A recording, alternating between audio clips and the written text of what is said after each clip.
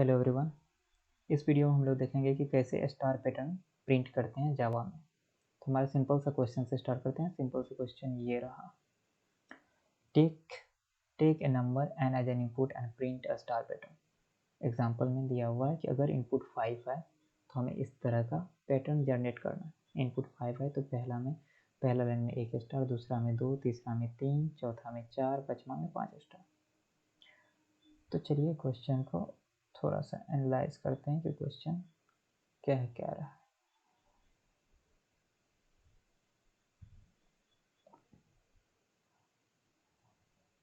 हमारा क्वेश्चन ये रहा, हम कह रहे हैं कि किसी से यूजर से इनपुट एन लो। अगर किसी ने कहा कि एन इक्वल टू 2 है तो हम कह रहे हैं उसे कहो कि प्रिंट करने स्टार पैटर्न इस तरह का, कैसे कि पहला में 1 स्टार, दूसरा लाइन में 2 स्टार। जब किसी ने कहा कि एन इक्वल टू 3 है तो हम कह रहे हैं कि उसको ये पैटर्न प्रिंट करना होगा, पहला में पहला, दूसरा में 2 स्टार, तीसरा में 3 स्टार। जब n इक्वल टू 4 है तो उसको ये पैटर्न प्रिंट करना होगा, दूसरा में 2, तीसरा में 3, फोर्थ लाइन में 4 स्टार एंड सो ऑन, इसी तरह से। तो चलिए इसको कोड करते हैं। सबसे पहले क्या करना है हमें कि यूजर से इनपुट लेना है। जो भी वैल्यू डालेगा यूजर उसे n में स्टोर करना है कि क्या डाला यूजर ने, क्या डाला 2, 3, 4, क्या डाला है यूजर ने। तो उसको देखते हैं हम लोग। इनपुट के लिए हम लोग स्कैनर का यूज़ करते हैं। पहले स्कैनर लगा लेते हैं, स्कैनर।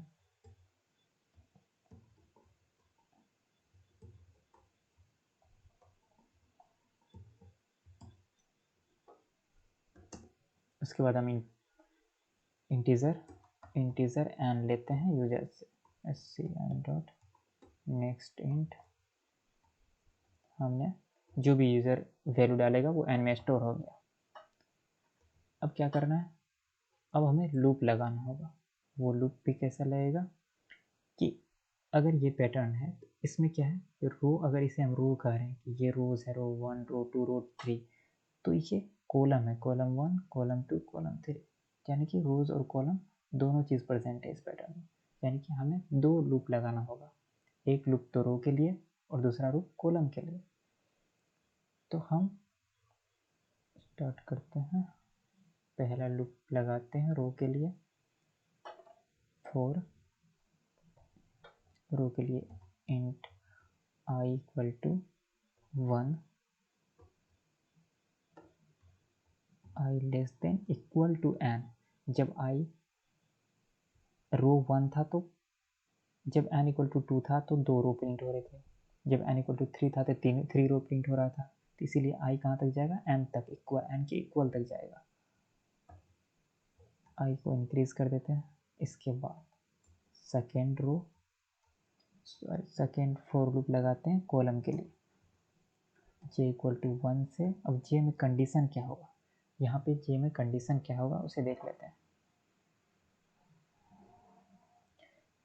हम करें, जब इसे करें i इक्वल टू 1 तो i इक्वल टू 2। तो जब इसमें देखते हैं, जब n इक्वल टू 3 है तो ये प्रिंट हो रहा था। इसे करें i इक्वल टू 1, इसे 2, इसे 3, इधर की तरफ j है, इधर की तरफ j है, j 1, 2, 3। तो हम करें, जब i इक्वल टू 1 था, जब i इक्वल टू 1 था, इस रो में जब प्रिंट हो रहा था स्टार, तो j कहाँ तक गया, 1 तक। 1 के बाद नेक्स्ट रो में आ गया तो 1 तक गया, j कहाँ तक, 1 तक। तो j भी, जब i 1 था तो j भी 1 तक गया।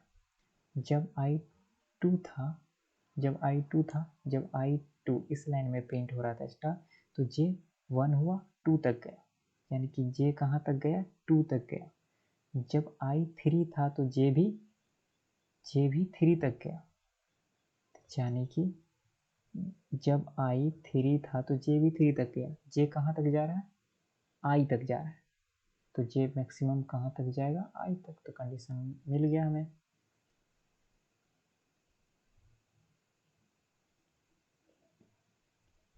कि कहाँ तक जाएगा, j equal to less than equal to i तक जाएगा मैक्सिमम। अब जे को बढ़ा देते हैं,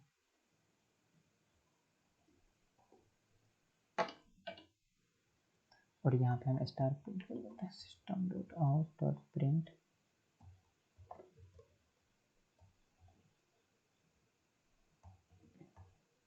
स्टार। जब दो स्टार के बीच, जब दो स्टार कंटिन्यूस प्रिंट हो रहे थे एक लाइन में, तो दोनों के बीच में कुछ गैप था, वो गैप था एक टैब के बराबर स्पेस।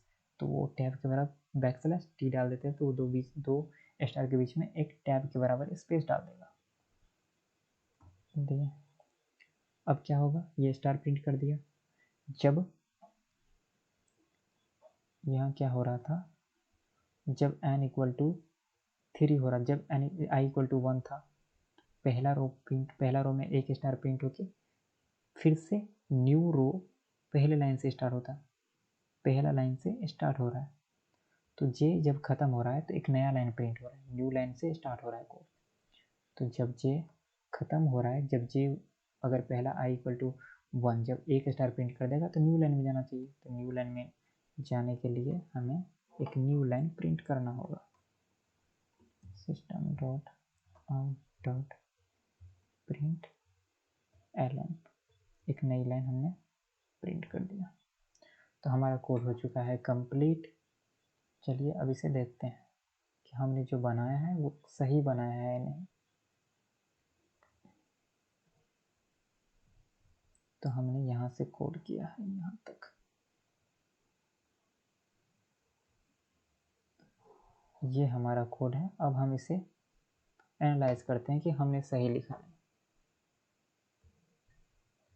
हम कह रहे हैं हम यूजर से एन लिए, एन एज एन इनपुट लिए, और हमने दो लूप लगाए और स्टार प्रिंट कर रहे हैं, फिर एक लाइन ब्लैंक सिर्फ खाली लाइन प्रिंट कर, न्यू लाइन प्रिंट कर रहे हैं और ख़त्म हो जा रहा है हमारा कोड। तो हम कह रहे हैं चलो ठीक है, यहाँ से स्टार्ट करते हैं। सबसे पहले यूजर एन इक्वल टू 3 लिया, पहला फॉर लूप में आएगा, i इक्वल टू 1 होगा और j इक्वल टू 1 होगा, और यहाँ से स्टार प्रिंट, जब j इक्वल टू 1 होगा, i less than equal to 1, i 1 था, j less than equal to i जो कि 1 था, कंडीशन ट्रू है, एक स्टार प्रिंट करेगा। एक स्टार प्रिंट किया, j बढ़ के हो गया 2, यहाँ पे j हो गया 2। अब j less than equal to i तो 1 ही था, तो फॉल्स हो गया कंडीशन फॉल्स होने के कारण अब ये लाइन प्रिंट, ये फॉर लूप में नहीं जाके ये वाला लाइन चलेगा, system dot out dot print line.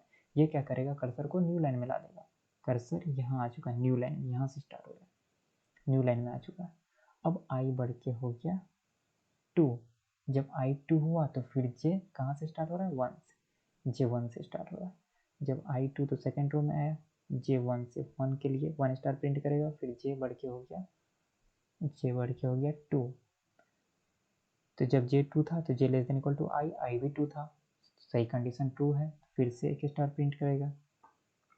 अब j बढ़ के हो गया 3, तो j less than equal to i तो 2 ही था, फॉल्स हो गया, ये कंडीशन प्रिंट ना करके, स्टार ना प्रिंट करके न्यू लाइन प्रिंट करेगा। हमारा कर्सर आ गया न्यू लाइन में, इस लाइन में, नया लाइन में, ये लाइन बस बता रहा है कि न्यू लाइन में आ रहा है, नया लाइन में आ गया। अब j बढ़ के हो गया 3, जब j 3 हुआ तो i फिर से फॉर लूप j फिर से स्टार्ट हो रहा है, j 1 हो गया, जब j 1 हुआ तो पहला स्टार प्रिंट कर रहा है, फिर j हो गया 2, फिर j हो रहा है 2 less than equal to i तो 3 है, सही है, फिर एक स्टार प्रिंट किया, फिर j बढ़ के हो गया 3 i j less than equal to i तो 3 था, i तो 3 है, हाँ ट्रू है, एक स्टार और प्रिंट करेगा, फिर j बढ़ के हो गया 4, जब j 4 हुआ तो फॉल्स है कंडीशन, फिर न्यू लाइन में आ जाएगा, फिर i बढ़ के हो गया 4, जब i less than equal to n तो मेरा 3 था, कंडीशन फॉल्स, दोनों फॉर लूप टर्मिनेटेड।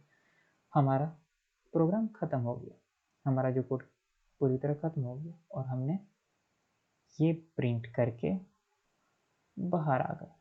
तो जब हम n इक्वल टू 3 था तो क्या प्रिंट हुआ, एक स्टार, दूसरा लाइन में 2 स्टार और तीसरा लाइन में 3 स्टार। हमें यही तो प्रिंट करना था, हमें यही पैटर्न तो चाहिए, इसका मतलब हमारा कोड सही है। हमारा कोड सही है तो चलिए प्रिंट करके देखते हैं, रन करके देखते हैं। तो हम पहले डालते हैं 2, जब हम 2 डालें तो 2 स्टार प्रिंट हो, पहला में पहला, फिर दूसरा में दूसरा।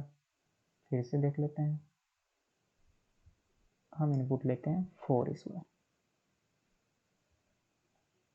हम इनपुट लेते हैं 4।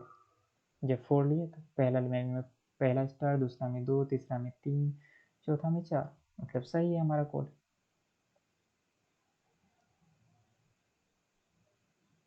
तो अब हमारा कोड सही था, क्वेश्चन खत्म हो चुका है। Thank you for watching. अब एक नया क्वेश्चन है आपके लिए, सेम ही क्वेश्चन है, इसी कोड से होगा। हम बस चाहते हैं कि इसका अपोजिट प्रिंट हो।